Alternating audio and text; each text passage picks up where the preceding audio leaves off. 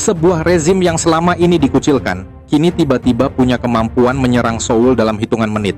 Drone bunuh diri, rudal balistik presisi, dan teknologi Rusia. Dunia sedang bermain api, dan percikan pertama sudah menyala dari semenanjung Korea. Situasi geopolitik Asia Timur memasuki babak baru yang jauh lebih berbahaya. Kepala Intelijen Militer Ukraina, Letnan Jenderal Kirilo Budanov, mengeluarkan peringatan mengejutkan dalam sebuah wawancara resmi.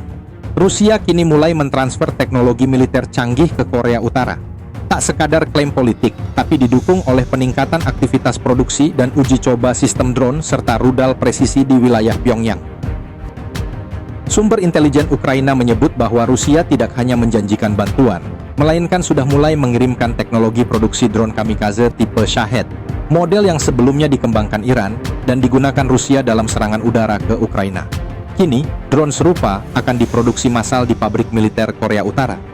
Drone ini bukan sembarang mainan, mampu membawa muatan seberat 50 kg bahan peledak, dan jangkauan lebih dari 1000 km, harganya hanya $20.000 per unit. Murah, mematikan, dan bisa diproduksi dalam jumlah besar, resep sempurna untuk menciptakan ketidakstabilan regional.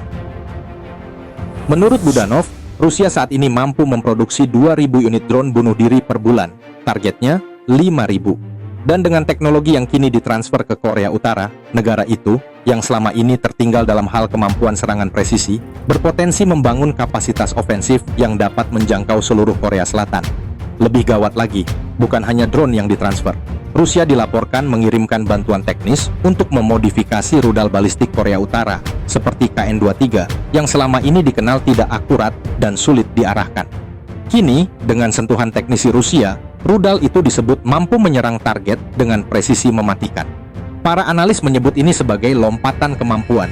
Rudal yang sebelumnya melenceng puluhan kilometer dari sasaran, kini bisa menembus radius target dalam hitungan meter.